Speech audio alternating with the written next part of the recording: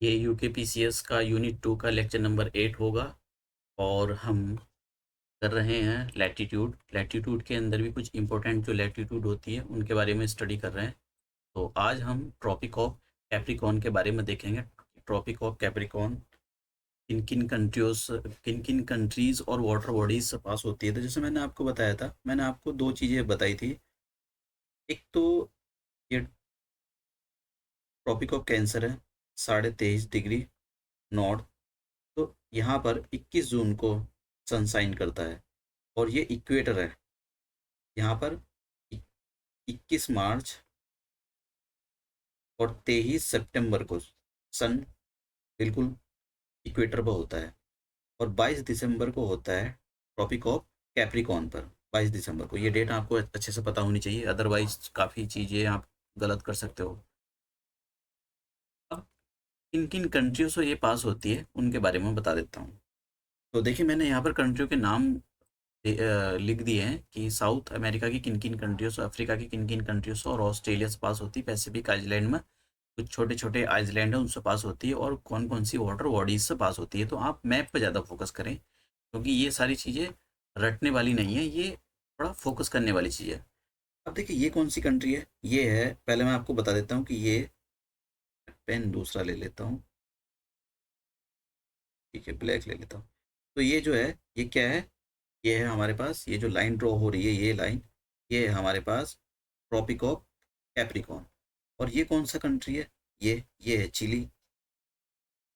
ये कौन सा है, ये वाला कंट्री, ये है अर्जेंटीना। और ये कौन सा कंट्री है, ये है पैराग्वाय, ये वाला छोटा सा। और ये कौन सा हो जाएगा, ये हो जाएगा ब्राज़ील। फिर उसके बाद में ये कौन सा ओशियन आ गया, ये ठीक है, ये जो ओशियन है, ये वाला ओशियन, ये है हमारे पास, बताओ कौन सा ओशियन है। ऊपर लिखा भी होगा अटलांटिक ओशन है। और इक्वेटर के इधर नीचे वाला साउथ अटलांटिक ओशन, ऊपर वाला नॉर्थ अटलांटिक ओशन। उसके बाद में ये जो कंट्री आप ये देख रहे हो, ये है नाम्बिया कंट्री। एक क्वेश्चन पूछा जा सकता है आपसे कि ये बताइए कि अभी रिसेंटली इंडिया ने चीता को इंपोर्ट किया है, तो वो कौन सी साउथ अफ्रीका की कंट्री, अफ्रीका की कंट्री से इंपोर्ट किया है। तो नाम्बिया से इंपोर्ट करें इंडिया ने 8 चीते। उसके बाद में हमारे पास जो नेक्स्ट कंट्री आती है वो है बोत्सवाना, ये वाली कंट्री, तो इससे पास होती है। फिर ये वाली कंट्री आप देख रहे हो, ये है साउथ अफ्रीका। और साउथ अफ्रीका के बाद ये कंट्री है, ये है, कौन सी कंट्री होगी बताओ, ये है मोजाम्बिक। और ये मडागास्कर है। उसके बाद में ये हमारे पास ऑस्ट्रेलिया आ गया। और ऑस्ट्रेलिया के बाद आकर हमारे पास छोटे छोटे आइलैंड थे, हालांकि वो इतने इंपॉर्टेंट नहीं है लेकिन ये बहुत ज़रूरी है। तो आपसे क्वेश्चन पूछा जा सकता है कि ऑस्ट्रेलिया से कौन सी क्या इक्वेटर पास होती है, या अगर आपने अनाप शनाप जवाब दिए तो फिर गलत हो जाएगा, इसलिए आपको पता होना चाहिए।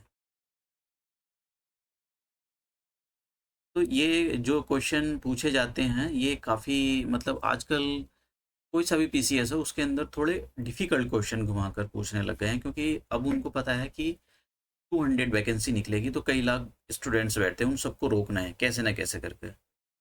और पेपर डिफिकल्ट ही बनता जा रहा है। किसी भी पीसीएस का ले लो आप, यूपी पीसीएस का ले लो, यूके पीसीएस का ले लो, किसी भी पीसीएस का ले लो। और एक और बात कि नोटिफिकेशन के बारे में कुछ लोग पूछ रहे थे। देखिए, नोटिफिकेशन एग्ज़ाम इन्होंने बोला है कि 2 जुलाई को होगा। चलो, नहीं होता है, नहीं होता है, मान लो कि हम कहते हैं सितंबर में होता है, तो क्या आप नोटिफिकेशन क्या वेट करोगे। नोटिफिकेशन तो आएगा, लेकिन नोटिफिकेशन जब आएगा आएगा, नोटिफिकेशन आपका वेट नहीं करेगा। लेकिन आपकी क्या पूरी तैयारी है, क्या आप जब भी एग्ज़ाम होएगा, चाहे वो 100 वैकेंसी के लिए हो या कितनी भी वैकेंसी हो, आप उसको क्रैक कर पाओगे या नहीं कर पाओगे, ये मैटर करता है।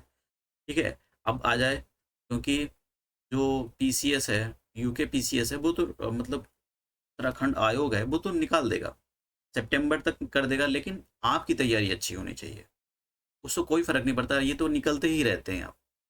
लेकिन क्या आप इसको निकाल पाओगे, और इसके बाद जो मेंस एग्ज़ाम होते हैं क्या आप उनको क्रैक कर पाओगे, ये मैटर करता है। तो कब आएगा कब नहीं आएगा ये सारी चीज़ें भूल जाओ। आपको अपनी पढ़ाई, अगर आपने पूरी तैयारी कर ली है तो और ज़्यादा आप फोकस करो। तो आज का लेक्चर यहीं समाप्त करते हैं। Thank you.